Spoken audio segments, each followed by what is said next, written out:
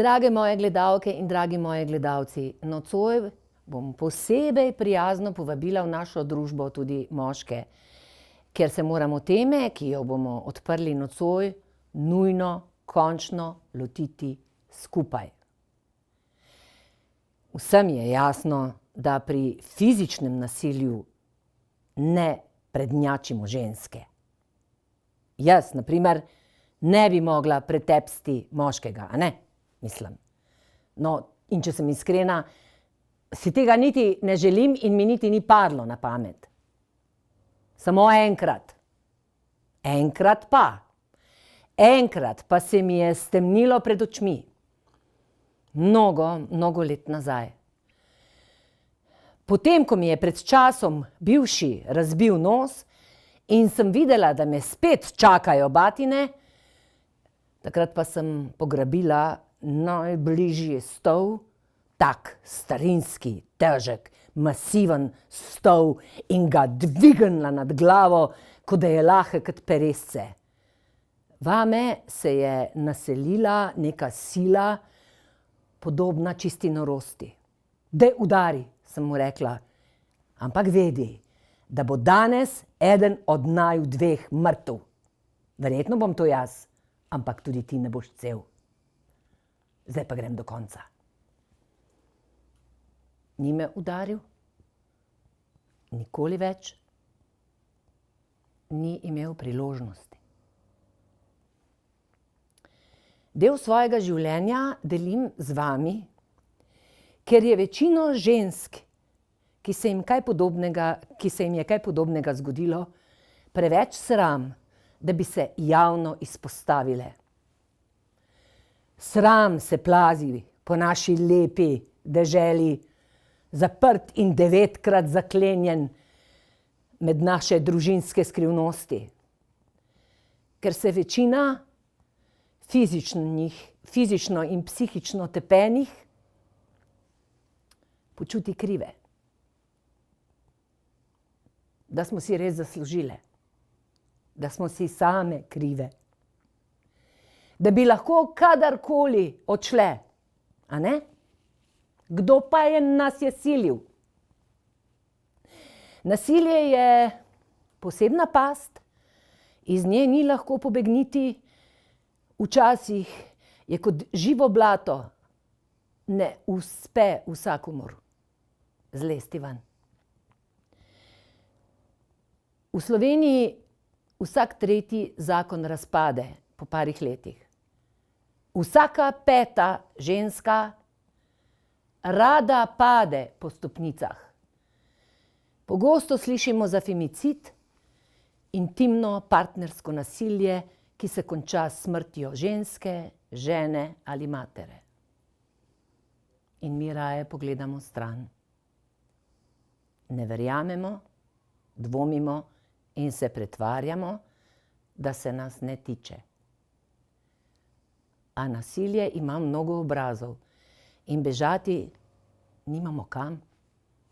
Ne neha se z zakonom, ne neha se s prepovedjo, včasih nas celo pokonča. Poskušajmo razumeti, za kaj gre.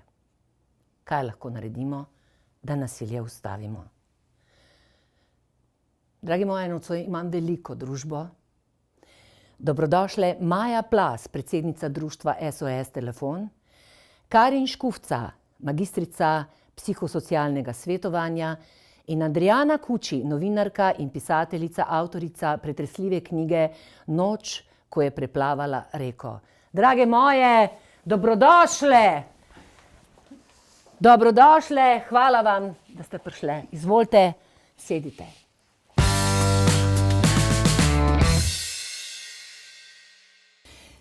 Jaz sem seveda kar malce vznemirjena. Moram reči, da zdaj, ko sem raziskovala vse to temo pobližje, se moram zahvaliti, prav zahvaliti vam in onmu tam, da se sploh lahko s takimi stvarmi ukvarjam, ker tudi sama sebi pri tem veliko pomagam in sem preko raziskovanja vseh teh branja zgodb in tako dojela, da sem tudi jaz nekoč bila na tem, da bi lahko zaprosila za pomoč.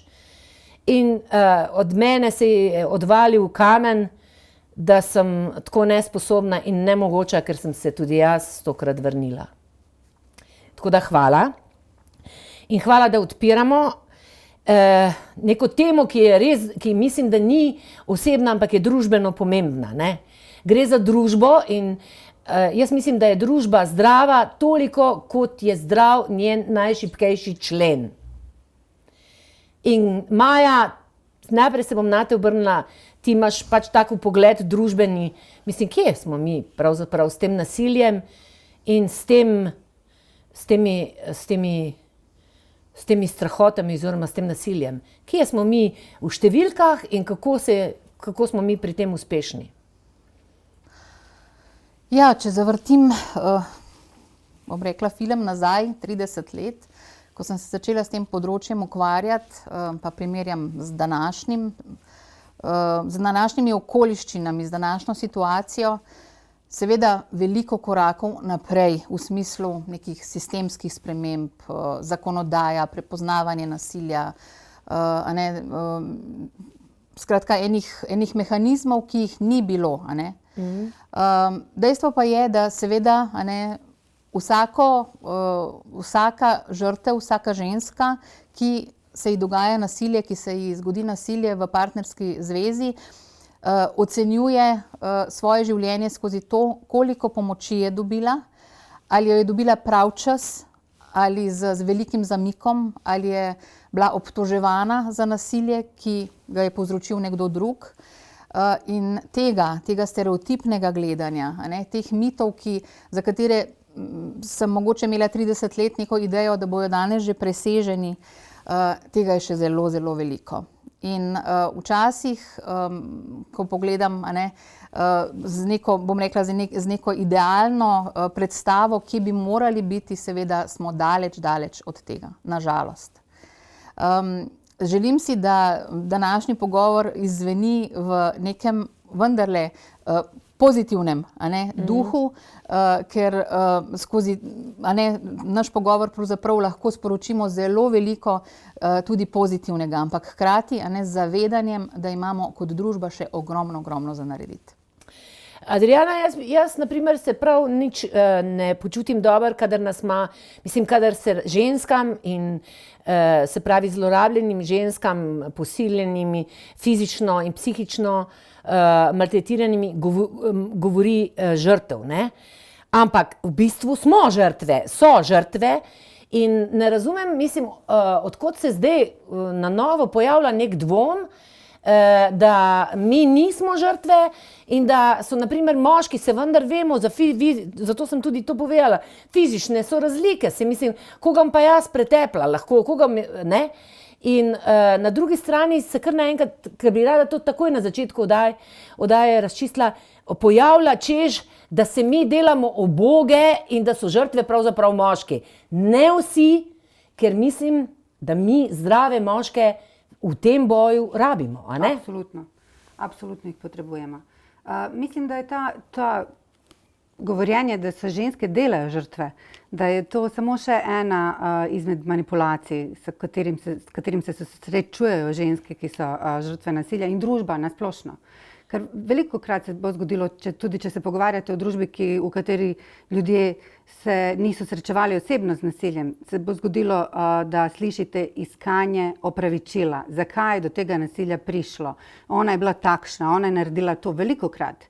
Ali pa, ne vem, nedolgo nazaj smo slišali eden izmed argumentov, da je finančna situacija razlog, da pride do nasilja. To so vse absurdi. In tudi to, da mi nismo nasilne, fizično nasilne, samo zato, ker smo fizično manj močne, ni res. Nismo nasilne, ker pač nismo nasilne. In oni so nasilni, ker so nasilni. Tudi če je ta moški visok, ne vem, 1,5 metra, bo poskusil biti nasilen. Verjetno mu ne bo uspelo, če ga namlatite nazaj. Ampak ne prepreči ga vaša fizična velikost. Mislim, da tisto, kar bi ga naj preprečilo, je njegovo prepričanje.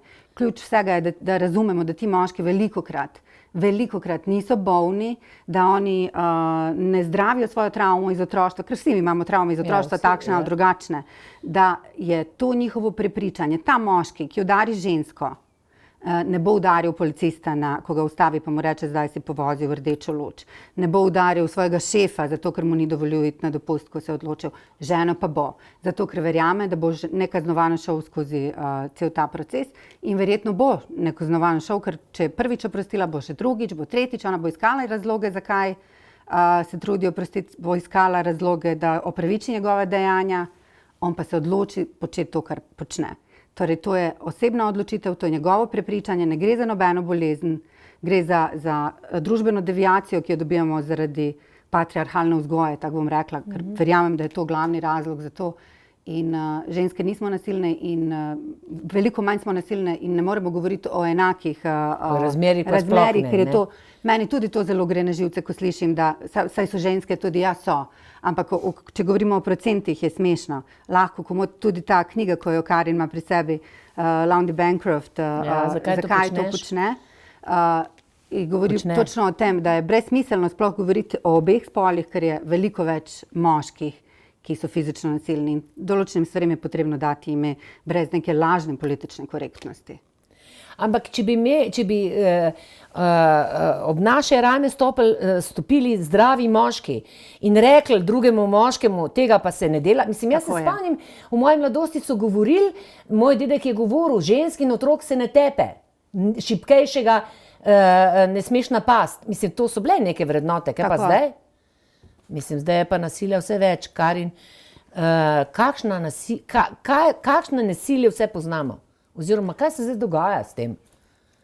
Jaz mislim, da v bistvu v spredje prihaja bolj manipulacija in psihično nasilje. Se pravi, več oblik, več vrst psihičnega nasilja, ki ga v bistvu tudi družba sploh ne prepoznava. A ne? Seveda, ko je pač ženska fizično napadena, a ne? In se ji poznajo modrice, ogorki od cigaretov in podobno, v bistvu žrtev lahko zlahka dokaže, da je bila napadena. Čim je pa ženska leta recimo zlorabljena se pravi na psihičnem nivoju, da jo povzročitelj žali, degradira, jo prikazuje kot slabo mamo, slabo gospodinjo, v glavnem, da jo pač čist razčloveči. To pa je v bistvu težje prepoznati, in se mi zdi, da je velik oblik psihičnega nasilja, ki ga pač, kot sem rekla, družba ne prepoznamo, niti potem odločevalci, ko pač že pride do neke obravnave tega nasilja. Pa poznamo še ekonomsko nasilje, to sem jaz prebrala v tvoji magistrski. Katera nasilja vse še poznamo? Psihično, ekonomsko nasilje, spolno ekonomsko nasilje. Pomeni, ne moreš oditi, ker si odvisna od... Psihično nasilje in ekonomsko nasilje hodita zelo, bom rekla, z roko v roki. Ker namreč v bistvu tudi oblika psihičnega nasilja je to, da v bistvu povzročitelj žrtev prepriča, da ji ni potrebno delati, ker pač bo on dostavil ves potreben material oziroma pač dobrine, da bodo kot družina preživeli in potem posledično žrtev zapusti službo in postane odvisna od njega. In potem to preide v ekonomsko nasilje. In vsakič, ko se pravzaprav žrtev povzročitelju upre, žrtev uporabi še večjo silo. Se pravi, še močnejše prijeme, da pač to žrtev poniža, degradira, jo zaustavi pri tem, da bi spregovorila. In tako v bistvu se stopnjujejo oblike nasilja.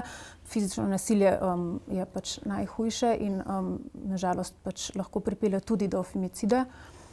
Pa se pa vsi čudimo, ne? No, pa imamo še medvrstniško nasilje. Še kakšno nasilje imamo? Spletno nasilje. Mislim, to je, mi govorimo vedno več nasilja. Kaj še poznamo? Kje še lahko? Kje se lahko še... Oblike so zelo različne. Se mi zdi, skozi v bistvu razvoj, nek tehnološki razvoj, so prišle neke nove oblike nasilja, kot ste rekli, spletno nasilje. Se mi pa zdi, da bi pa naredili napako, če bi rekli, da je zdaj nasilja več. Tukaj smo na zelo, bom rekla, tankem ledu. Ker nasilja je bilo ogromno tudi v preteklosti.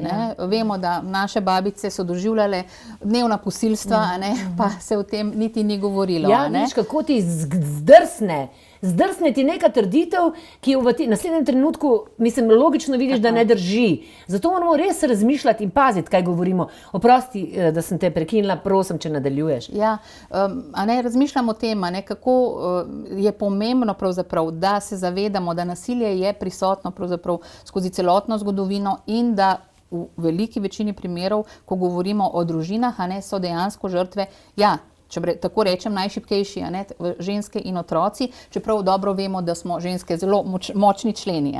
In to se zelo dobro pokaže tudi potem, verjetno bomo v enem drugem delu govorili tudi o tem, kako veliko moči je potrebno, da zdržiš ves pritisk, ko se odločiš, že da prideš do točke, da se odločiš, da odideš iz takšnega odnosa, in da zdržiš potem pritiske tudi znotraj sistema. Tako da mogoče samo še ena misel, ki se mi je porodila, takrat, ko je nastajalo društvo SOS Telefon leta 1989, so kolegice poslale anketni vprašalnik, v katerem so spraševale, koliko nasilja je. Takrat je bila še Jugoslavija. In odgovor je bil, da nasilja pri nas ni. Pa vemo, da ga je bilo že takrat ogromno. Tako da pravzaprav, tukaj dobivamo pravzaprav eno sliko, tudi skozi tehnološki napredek, neko bolj realno sliko pravzaprav tega, kaj se dogaja tudi v družinah. Seveda pa je to dodaten pritisk in dodatno nasilje, če pogledamo spletne komentarje, če pogledamo na družbenih omrežjih, kaj se zgodi, ko se recimo zgodi umor ženske strani partnerja, kako neprimerni komentarji so spodaj in kako pravzaprav vidimo, v kakšnem svetu živimo. Ravno zato je potrebno toliko ozaveščati, da v bistvu dodajamo moč, ker je toliko odvzemanja moči. V družbi tako velikokrat odvzamemo moč žrtvam, pa recimo jim preživele. Ta beseda je mnogo boljša, pa se nekako ni prijela, ampak je mnogo boljša, angleški termin survivor, mnogo boljši termin. Adriana, ti si napisala čudovito knjigo, mislim, jaz sem jokala od začetka do konca in si preplavala reko, ampak ti si izgledaš močna ženska, da veš, zakaj, mislim, in tako naprej. In povej mi, zakaj se to, mi vedno mislimo, da se to zgodi ljudem, ki so nerazgledani ali pa res nimajo nobene druge možnosti, ampak to se dogaja ne glede na družbeni status, ne glede na ekonomski status. Jaz vem za eno zelo, mislim, kako bi rekla, dobro situirano žensko, ki je morala ostati doma, ker je bil to pogoj, in seveda danes, ko so otroci odrasli, mora ona delati. Se pravi, ona je čisto odvisna, koliko ji bo dal on denarja in kaj bo delala v življenju, čeprav tako rekoč ne živita skupaj. Mislim, kako ti to, zakaj se to na koncu samozavestni, močni ženski, ki celo, ali pa celo takim se zgodi, ki so samostojne. Jaz sem, na primer, bila vedno ekonomsko samostojna, meni ni bilo nikjer treba ostati. Pa mislim, da ne gre samo za to, da si ekonomsko samostojna ali na katerikoli način. Jaz sem prepričana, jaz sama sebe doživljam kot samozavestno osebo, ki razume življenje, ki razume vse, kar se okrog mene dogaja. In sem se kljub temu našla v takšnem odnosu. Mislim, moram povedati, roman je delno fikcija, ampak so delno tudi moje zgodbe v njem. Našla sem se v takšnem odnosu in mislim, da je moj ključni razlog, in tudi seveda govorila sem s terapevti o tem, moja empatija.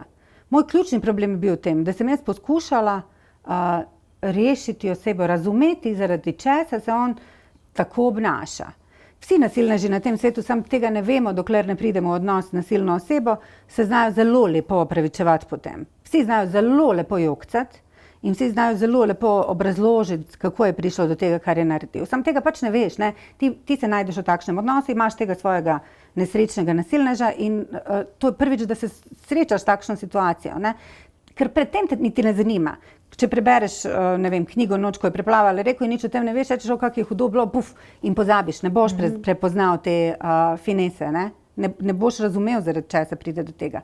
Jaz vem, da je moj ključni problem bil v tem, da sem poskušala razumeti, da sem poskušala dojeti, zakaj gre in da sem mu poskušala pomagati.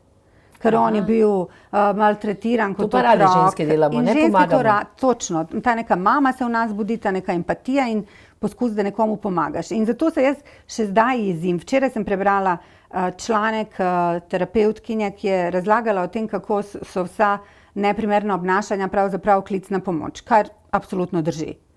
Ampak je treba vedeti in bolj pomembno je nas ženske učiti, ki je ta meja, ki se začne zloraba in ki je klic za pomoč. A res moraš ti biti ta, ki mu bo pomagala? Osebi, ki te rani znova in znova.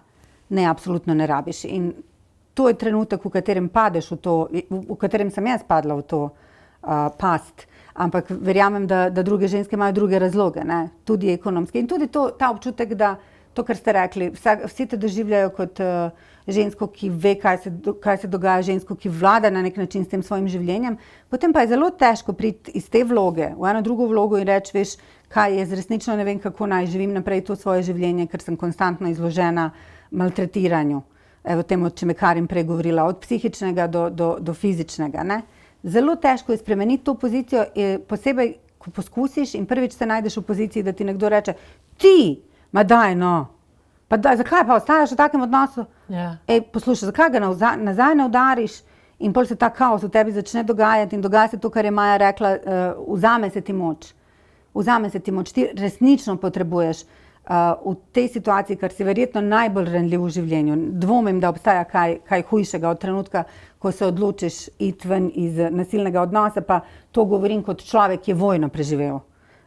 Dvomim, da je kaj hujšega, kot ven iz takšnega odnosa priti. Takrat potrebuješ in svoj socialni krog ozaveščen in celoten sistem na svoji strani. Pri nas je situacija takšna, da ni tega žal. Tudi ko pridete na center za socialno delo, se boste pogovarjali z ljudmi, ki so prijazni, dejansko so prijazni, ampak je bolj kot jasno, da njih vaša zgodba absolutno ne zanima. Njim je pomembno, da oni naredijo to te svoje, ne vsi seveda, ampak velikokrat se zgodi, te svoje formulare, reče, no, glejte, zdaj smo tule naredili individualni načrt, ti pa ne veš niti kaj se ti je zgodilo, niti da je kdo delal kakšen individualni načrt, ker si prišel zelo intimne stvari razlagati popolnoma neznani ženski. In ti ljudje se enostavno velikokrat ne potrudijo, da postanejo resnično to, kar bi morali biti. Zadnjič sem prebrala, da je definicija socialnega dela tudi, da je med drugim umetnost, veda in umetnost komunikacije med ljudmi. Jaz moram priznati, da sem zelo redko srečala umetnice v tem svojem procesu iz nasilnega odnosa, ki nikdar ni lahek. Karin, to tudi ti si mi rekla, kako zelo pomembno je, da nimamo strokovnjakov, da je človek strokovnjak, umetnik, da začuti, da lahko presodi, mislim, koliko je močno in koliko ne. Ampak nas je sram, razumeš, jaz niti nisem zdaj jaz še le vem, da takrat, se pravi mnogo let nazaj, bi jaz lahko, mislim, šla po pomoč, ampak meni se je zdelo, da sem jaz absolutno z mano nekaj narobe in edino, o čemer sem jaz razmišljala takrat, da sem šla javiti v polje, da naj me vzamejo, ker sem nora, ne? Ljudje, zakaj misliš, da se nam, mislim, da to ni samo slovenska lastnost, nas je tako zelo sram in mi bi radi, da bi bile naše družine izgledale dobro, čeprav skoraj v vsaki slovenski družini, mislim, lahko najdemo stvari, o katerih bi se morali jasno in glasno pogovarjati in se na koncu koncev razumeti, objeti in si pomagati. Točno tako. Jaz mislim, da če bi bolj izpostavljale te zgodbe, ki se dogajajo, bi morda se tudi kaj hitreje rešilo.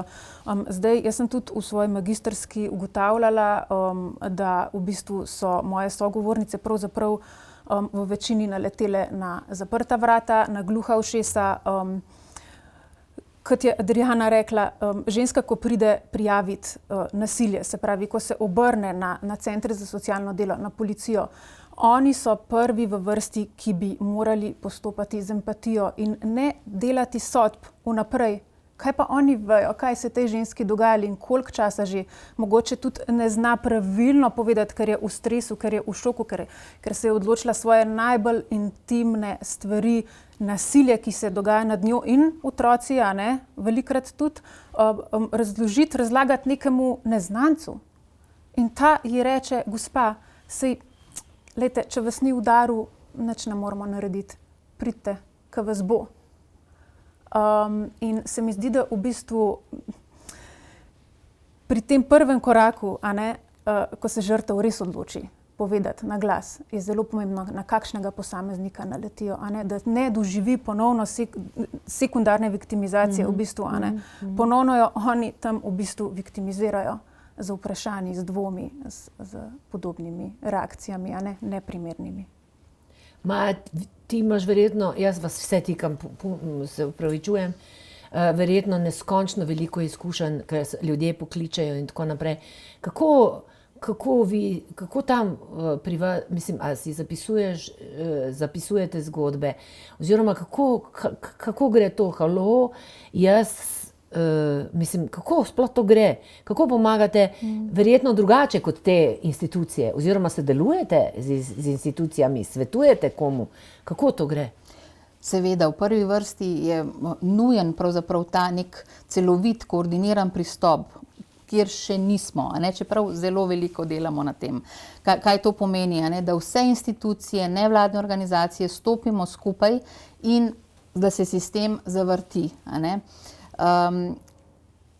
Ko pokliče k nam, recimo zdaj neka gospa, ki doživlja nasilje, pokliče na 24-urno linijo. Naša linija je zdaj odprta zadnjih 5 let, 24 ur, kar je pravzaprav zelo velik uspeh. To smo čakali 30 let, da smo prišli do tega.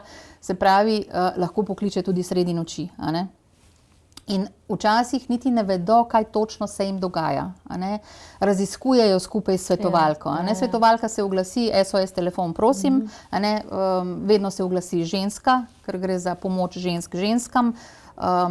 In potem se od tukaj naprej pravzaprav odvija ves ta pogovor.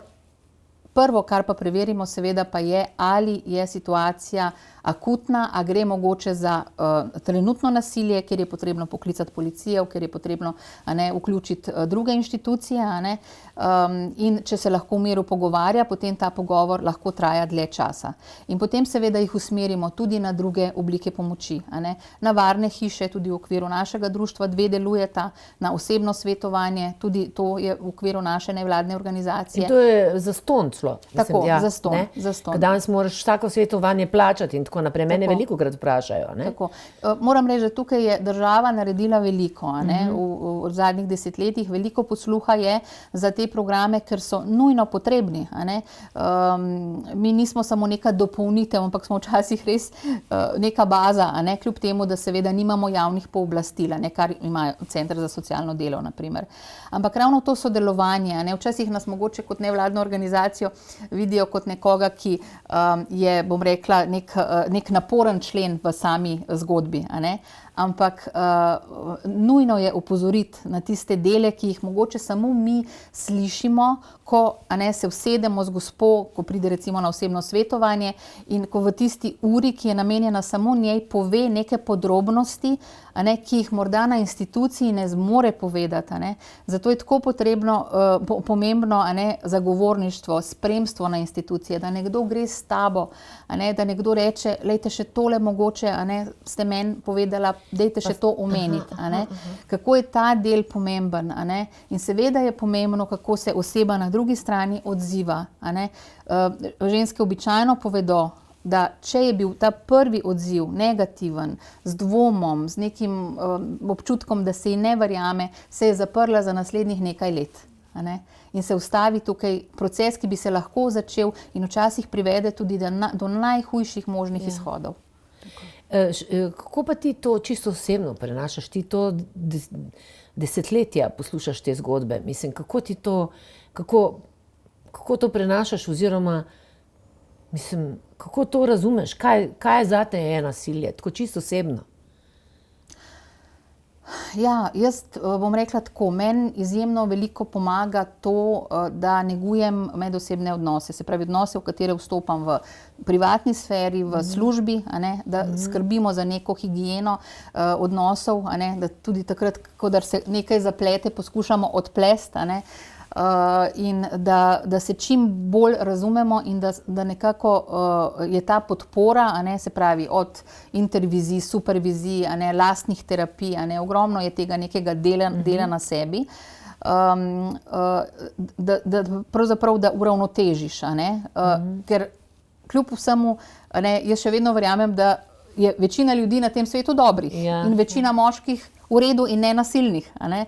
Ne glede na to, koliko primerov sem že srečala takšnih, kjer je drugače, a ne. In kar me pa mogoče še posebej, bom rekla, drži gor, a ne, so pa ti pozitivni izidi, ko vidiš, a ne, da vendarle v večini primerov, ko pridejo k nam po pomoč, a ne, da so razpleti pozitivni, morda ne v skladu s pričakovanji, kako se bo vse odvijalo, a ne?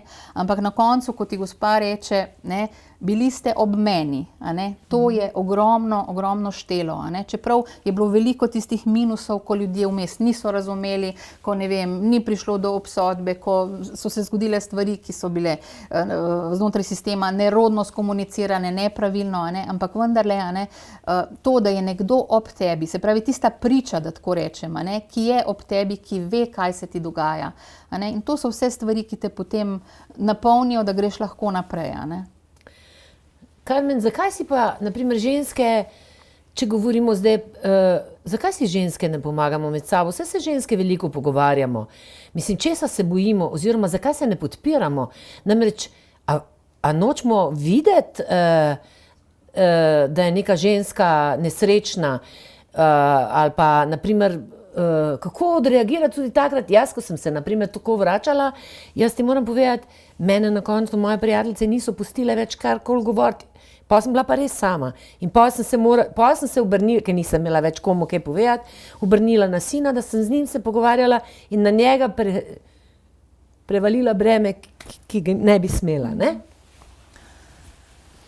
Jaz mislim, da tle obstaja nek strah, neka krivda. Ženska ženski, ne? Ja, tako strah, da mogoče ne bo še ona vključena v to zgodbo.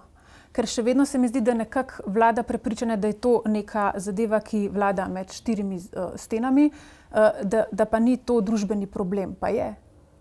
Jaz ne bom nikoli pozabila prijateljice, ki je rekla, da je po nekem slovenskem mestu se sprehajala in je pač gospod, ki je tam igral harmoniko, bil zelo nasilen, verbalno nasilen do pač svoje žene, ki je bila zraven njega. Je rekla, jaz sem poklicala policijo in sem prijavila psihično nasilje, sprav, da jo je maltretiral.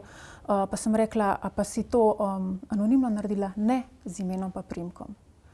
In dokler ne bo družba postopala na tak način, se bo veliko nasilja, kakršnega koli, še skrivalo še naprej. In se mi zdi, da bi mogli res vzpostaviti ničelno toleranco do kakršnega koli nasilja, fizičnega, sploh psihičnega, pa tudi spletnega. Tudi tam se dogaja marsikaj, kjer se pač osebe, povzročitelji skrivajo za tipkovnico in v bistvu močno posegajo v življenja žrtev. Tako da tukaj moramo kot družba še veliko narediti. Je pa res, da ko se ženski zgodi nasilje, se njena socialna mreža zelo, zelo okrni, nažalost.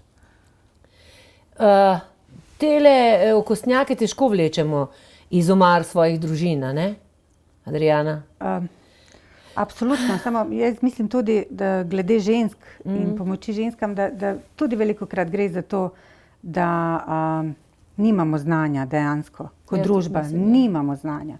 Mislimo, da ne znamo razločiti stvari, ni nam jasno v določenem trenutku, kaj je vmešavanje v odnos in kaj ni vmešavanje v odnos.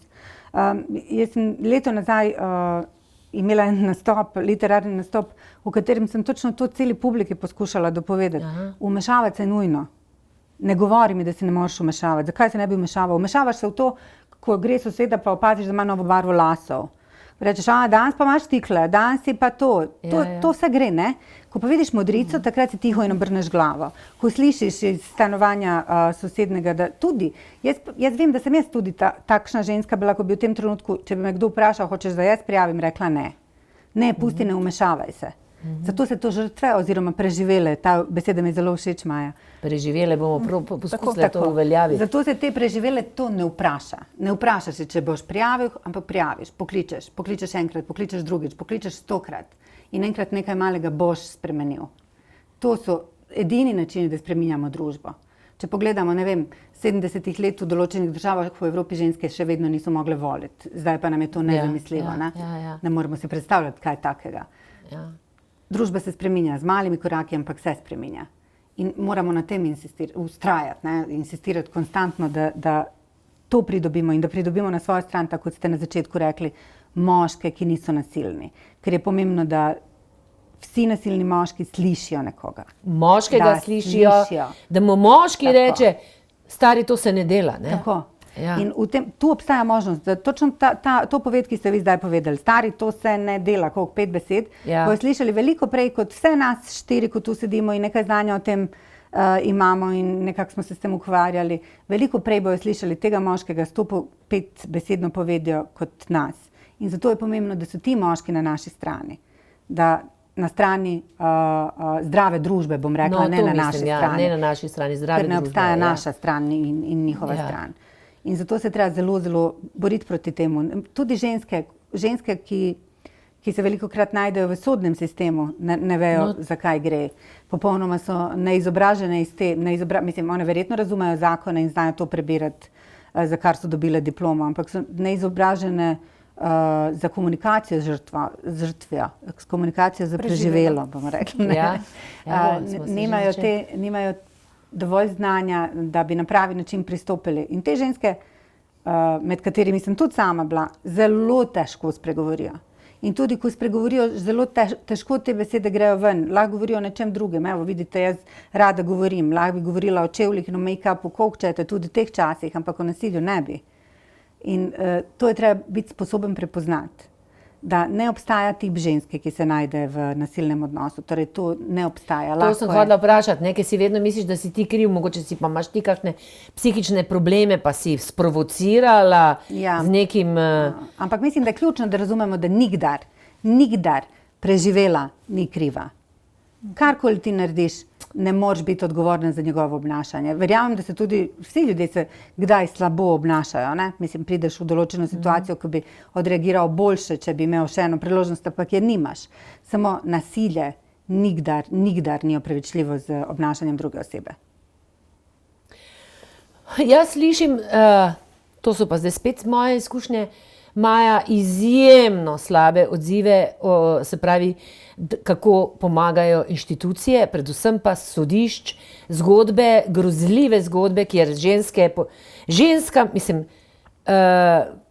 po 5 let ne dovolijo, da vidijo otroke, mislim, ne slišijo jih, mislim, ne prepoznajo, morajo se zagovarjati, kot da so one, mislim, a priori krive, histerične in tako naprej. Kaj se pa tu dogaja? Mislim, kaj je to, mislim, kaj se dogaja?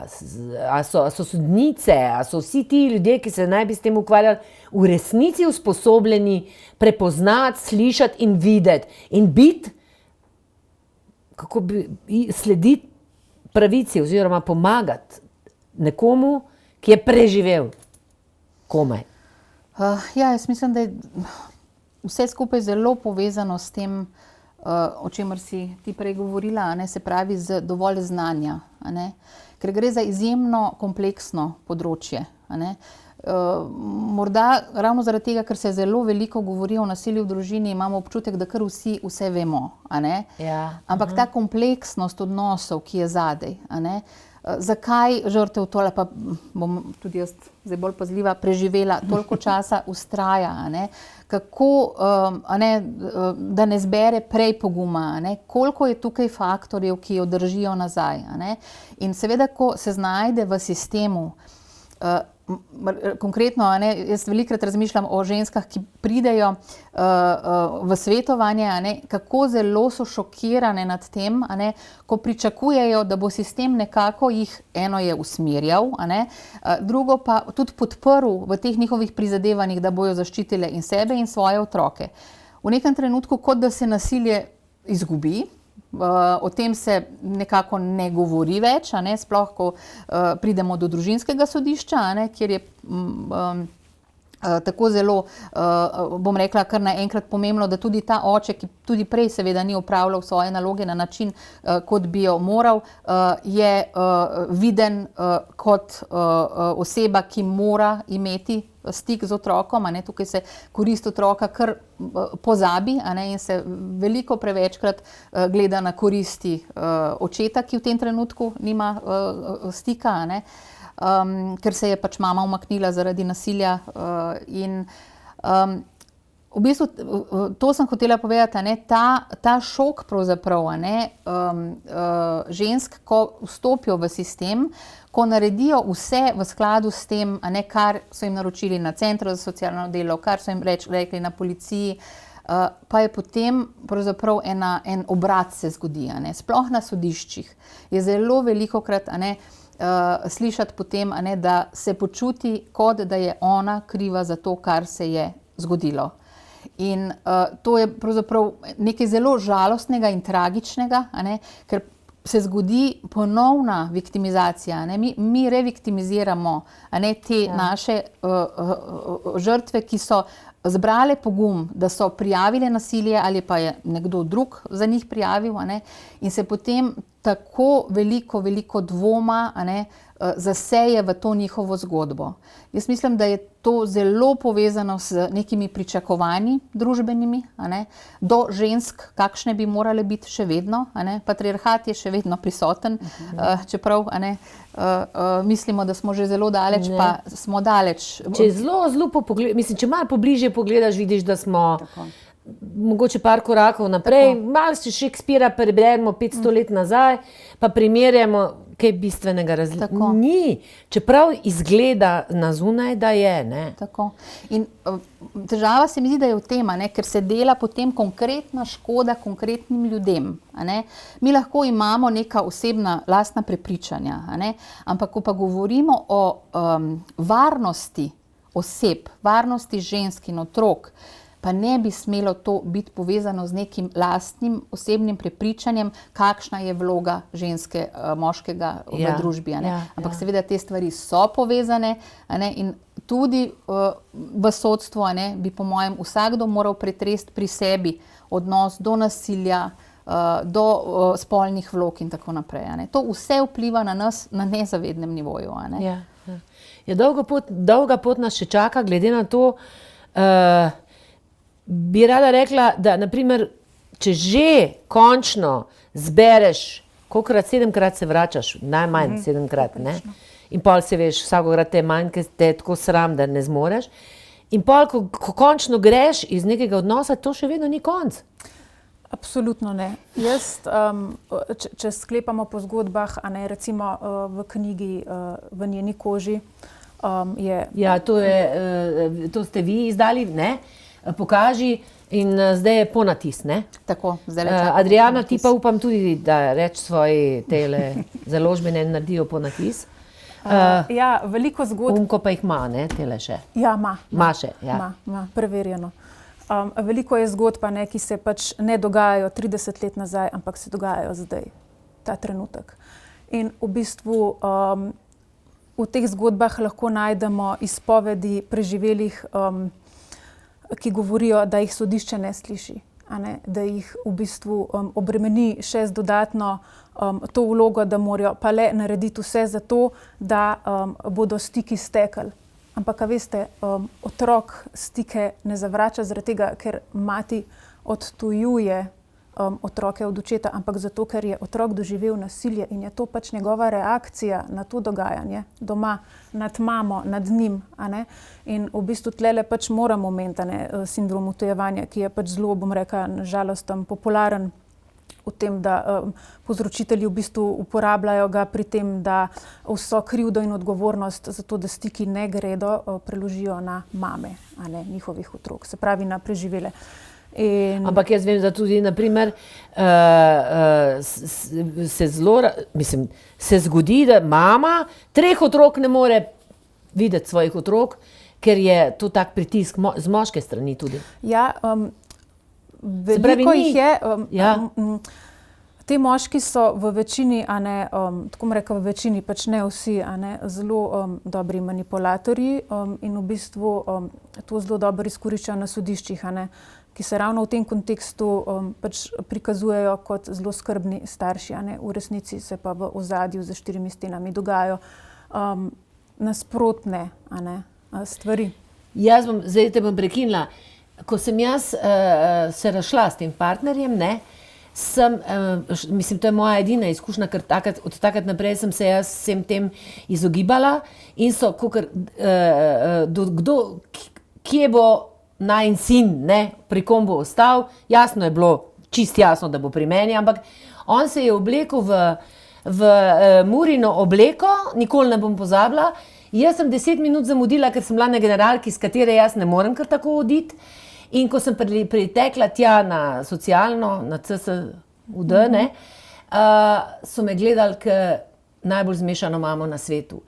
In jaz sem bila tako presenečena nad tem sprejemom oziroma nad tem, kako se dvomi v to, da sem jaz dobra mama ali ne, da sem jokala in seveda pa sem bila pa še histerična oziroma nevredna, se pravi zaupanja. Ko sva zaprla vrata in z bivšim stopila ven, je rekel, dober sem bil, a ne? A sem te dober, ne? Mislim, to je treba prepoznati, oziroma to so tiste stvari, ki ti ostanejo za cel življenje v srcu. Ja, Meni se je pa tisti socialni delavec čez 5 let opravičil. Ja, čez 5 let, ampak Nekaterim se ne tega bo opravičila nikoli. niste imeli in marsikdo ga ne bo dobil. Tako je. In mogoče najbolj pomembno, se mi zdi tudi, mi se v šolah, mi otroke v šolah učimo toliko nepotrebnih stvari, ki jih nikdar v življenju, tudi mi smo se učili te stvari, ste kdaj v življenju reševali sinus pa kosinus, če niste študirali matematiko naprej po gimnaziji, verjetno ne. Ampak nihče nas ne uči prepoznati te nezdrave vzorce, tudi v nas samih, ta trauma bonding, ko beremo romane, pa se ti zdi, kako je prekrasno, srečali so se in so vedeli, da je to za celo življenje. To so najbolj nevarne stvari. To te neka travma povezuje z osebo, točno ko jo tako na takšen način doživljaš. Tu je nekaj v ozadju, kar bo strašno, kar ne bo v redu, ker ti moški so, tako kot Karen rekla, strašni manipulatorji. Oni se prilagodijo, zato imaš občutek, da je to tako ljubezni sanj. Oni morajo imeti nekaj, zaradi česa boš ostala zraven. Ne? On ti mora ponuditi nekaj. V teh fazah imate on krog nasilja. Ne? In ko je ta faza honeymoon, mislim, da se imenuje, ne? Ko si v tej fazi, on ti mora dati vse in ti moški ti dejansko dajo vse, najboljši so darila, skrb. Jaz vem, da je moj nekdanji nasilni partner bil tako skrben, da ko sedimo zunaj s prijatelji, je on edini meni šel po jakno pa po dekico pa preverjal, če me zebe. Drugi so vsi pač nezainteresirani, pili so svoje pijače in so se družili in moje prijateljice so mislile, kako je krasen. Pa prepričana sem, da nobena od njih ni dobila focna ali vse to, kar je sledilo meni, če bilo karkoli takega, kar je povzročilo v njem, ne? Ker zdaj vem, da ni bilo v meni odziva takšen, kot je bil. To so pomembne stvari. Maja, jaz sem imela pred leti oddajo z Aleksandro Kocmut o narcisih. Tako, gledala sem to in jaz nikoli ne bom pozabila, takrat sem jaz dobila, mislim, da 500, če ne 1000 pisem iz bezumljenih žensk, pa mogoče 2-3 moških, mislim, ki so se prepoznali v tem vzorcu, ker se mislim, ne vem, a se je govorila, v glavnem do takrat niso prepoznali v tej ječi, v kateri si ti, kadar se znajdeš z narcisom oziroma s človekom s to neko patološko motnjo. A je to samo omejeno na pravzaprav bolne ljudi, ali je to... Ja, tukaj smo spet, bom rekla, na nevarnem terenu. Zato te sprašujem tudi, da natančno razumemo, zakaj gre. Da se pravzaprav lahko potem da nekomu neko diagnozo, neko nalepko in se s tem opravičuje, da je človek tak. Ampak dejansko pa gre za to, gre za naša prepričanja. Gre za prepričanje, kako ti gledaš na svojo partnerko. Ali jo razumeš kot enakovredno, enakopravno, jo spoštuješ, in ali jo jemlješ kot tvojo last, da ko želi od tebe oditi, ko izrazi svoje nezadovoljstvo, a takrat posežeš po nekem nasilju, ali pa se pogovarjaš z njo kot z osebo, ki ima enake pravice, enake možnosti kot ti v nekem odnosu. Jaz mislim, da je v bistvu seveda skozi narcisizem ogromno enih povezav se da narediti. Ampak jaz sem tukaj vedno zelo previdna, ker potem se zelo hitro reče, zato ker ima narcisistične poteze ali pa celo narcisistično motnjo, je tak. Ampak tukaj je potrebno pogledati tudi družbeni kontekst. Zakaj smo v večini ženske? Ja, eno je, da smo fizično pač manj močne, ampak zakaj je tega toliko več strani moških prav nad ženskami? In tukaj je pač to, kar smo že prej rekli, ta neenakomerna porazdelitev moči skozi stoletja naredila ogromno škode. In to popravljati in to prepoznavati je pravzaprav zelo težko.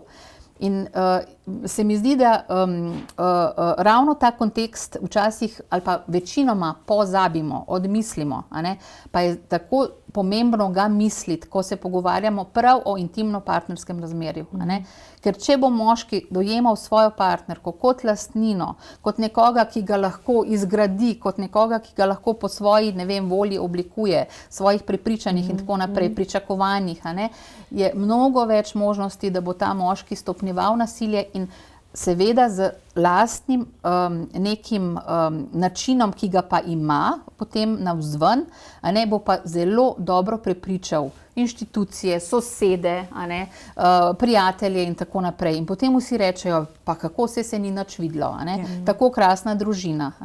In ne smemo pozabiti, da smo ženske velikokrat še vedno vzgojene na način, potrpeti, biti tiho, vse narediti za družino, samo da bo mir pri hiši, da tako rečem.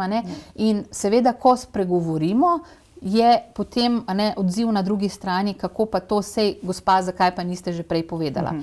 Eno je, če ti to reče soseda, drugo je pa, če ti to rečejo na sodišču. Ali pa na centru za socialno delo, še na hojše.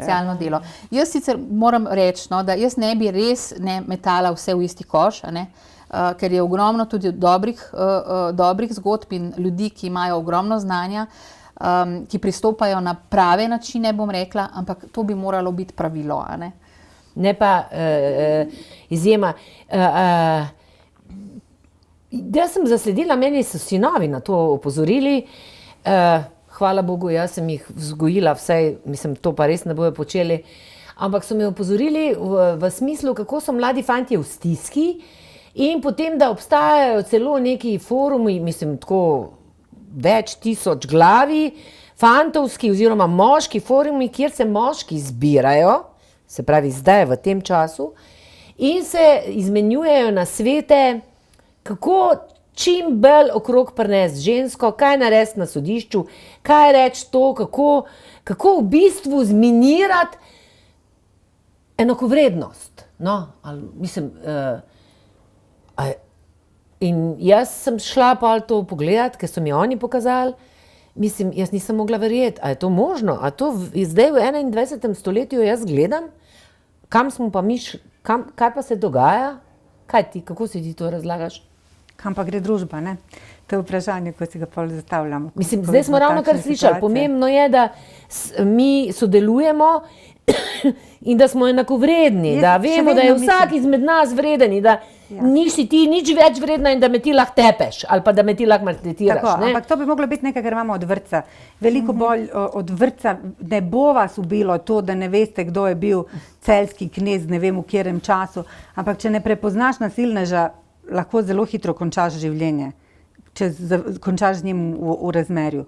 Od vrtca, od osnovne šole, od tega, meni malo gre na živce tudi to, ko poslušam non-stop nična toleranca na nasilje, nihče pa ne definira tega nasilja, nihče ne razlaga ljudem, kaj pravzaprav nasilje je.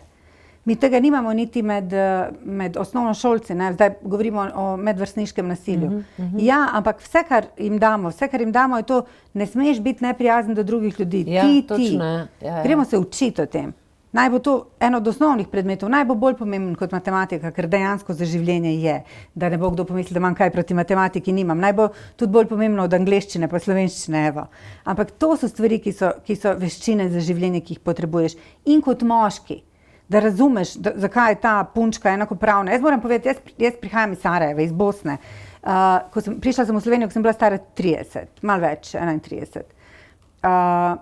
Prvič sem tu videla, da je neprimerno, da se fantek, ki prišel k nam na obisk fantek, ki se želel igrati kako se že reče, moški barbiki, Kenom od moje hčere se je želel igrati in je vprašal, če ga lahko ima pri sebi in je ona seveda dovolila. In ko je njegov oče prišel po njega, ga je vrnil, čez 10 minut, ko je ugotovil, da ima punčko, no? Ker je fantek je vrnil to, ker to je neprimerna igrača. S tem pa se naj fantje ne bi igrali. Tega nikdar nisem prej videla, tu sem videla takšno stvar. V tem že vidimo zametke bodočih nasilnežev. V takšnih stvarih in tu se je treba učiti, o tem se moramo učiti, da smo enako vredni, da smo enaki, da fraza kot je, saj seveda sem naredil izpit, nisem punca, ni normalna, da je že zakaznovati. A razumete? Kaj je torej nasilje? Kaj bi ti rekla, če bi jaz bila zdaj stara 12 let, pa bi mi rekla, Zvezdana, nasilje je... Kaj je nasilje? Sigurno bi poudarila, da nasilje ni samo klofuta, a ne udarc. Bi tudi te podučila, oziroma ti razložila, da je nasilje tisto, kjer se počutiš ponižano, kjer se počutiš, da te nekdo sili v nekaj, kjer se počutiš, kot da si neka marioneta, kjer v bistvu tvoje želje, tvoj okus, tvoj bit želi spremeniti. Se pravi, da te oblikuje v nek podaljšek njega. In jaz bi v bistvu v tem kontekstu res povabila čim več ljudi, da si morda vseeno prebere knjigo V njeni koži, morda tudi to, zakaj to počne, zaradi tega, da bodo ljudje bolj dobili uvid v to, kaj preživele žrtve doživljajo in da bodo dobili uvid v to, zakaj se morda obnaša tako, kot se, zakaj je tiha, zakaj pogleda dol, zakaj se skriva, zakaj se ne druži, zakaj ne pokliče nazaj. A ne? Morda se pa pač v njenem domu dogaja nad njo nasilje in otroki in ji pač grozi, da ne sme nikomur povedati, ker sicer bo še huje, ker tako to deluje. In se mi zdi, da bi se več mogli pogovarjati o zgodbah, o konkretnih zgodbah. Čeprav anonimno, da ljudje slišimo, kaj se zares dogaja, kaj zares nasilje pomeni, ker je zelo težko v bistvu nekomu razložiti zares, ker nasilje niso neki posamezni dogodki. Nasilje je ozračje takšno, kjer pa se čutiš okupiranega, dušite, nasilno ozračje je. V domu, takšnemu kontekstu. Tako. Ja. Je pa dejstvo, da jaz lahko povem, jaz sem se tukaj razkrila del svojega življenja, ampak veš, ko poveš na glas in ne kažeš s prstom, ne poveš imena in priimka osebno in ker nimaš zamere do tega človeka, ker si to preživel, se mi zdi, da je to zdravo in da se nam ni tega treba bati. Ti si pripravila tukaj, bi te prosila, naprimer, ker si delala magistrsko, izjave svojih teh žensk, ki si se z njimi pogovarjala. Tako da te prosim to mogoče za konec. Zdaj upam, da imamo čas, ni tako zelo veliko, ni pa malo. Ampak se mi zdi, da je to kar potrebno, da se v bistvu te besede slišijo. Čakaj, bom vprašala, a imamo čas, dragi gledalci? Boste še počakali? Bodo, so rekli ja. Takole, jaz sem jih poimenovala po psevdonime imajo, a ne seveda nimajo realnih imen. In recimo Greta opisuje, kako v bistvu apelira na to, da bi strokovnjaki, ljudje, s katerimi preživele prihajajo v stik, bile bolj strokovno usposobljene, namreč ona prav. Ko se zavese inštitucij zastrejo, žrtev ostane zopet sama z nasilnežem, ki jo posredno ali neposredno naprej ustrahuje in ji namensko na vsakem koraku načrtno onemogoča mirno življenje, jo izčrpava prek otrok, ki so v takšnem odnosu največje žrtve nasilja. Sledilo je 10 let ustrahovanj, da mi bo odvzel otroka, kar je na vsakem možnem koraku udejanjal. Otroka je uporabljal za maščevanje, ga nenehno manipuliral, zasliševal, ga teroriziral. Po 8 letih postpartnerskega nasilja je zadeva dodatno eskalirala, saj mi je kljub sodno določenim stikom odpeljal otroka in ga 3 mesece protipravno zadrževal v svoji hiši. Protipravni odvzem otroka je hotel opravičiti, češ, da ga je reševal pred mojim nasiljem in zahteval skrbništvo.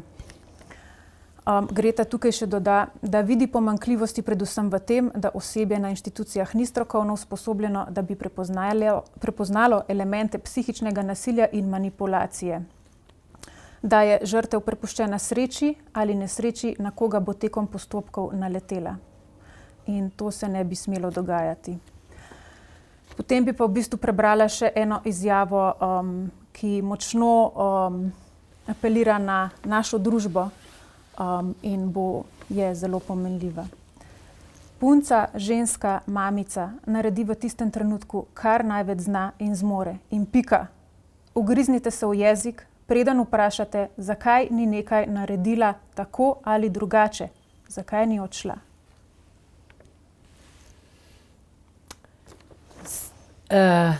Se pravi, otrok se sploh še nismo dotaknili.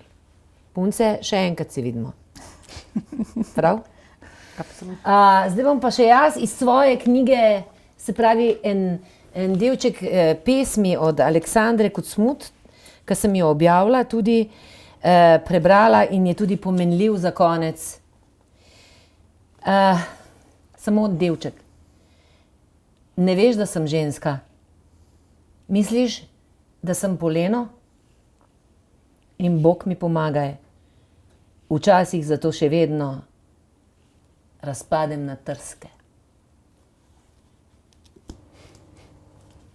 Nič več trsk, dragi moji, v vsakem izmed nas je moč, da spreminjamo družbo in da gojimo svoje sočutje in ustvarjamo lepši svet. Vidimo se naslednji ponedeljek in hvala vam. Hvala. Se vidimo še enkrat. Hvala tebi.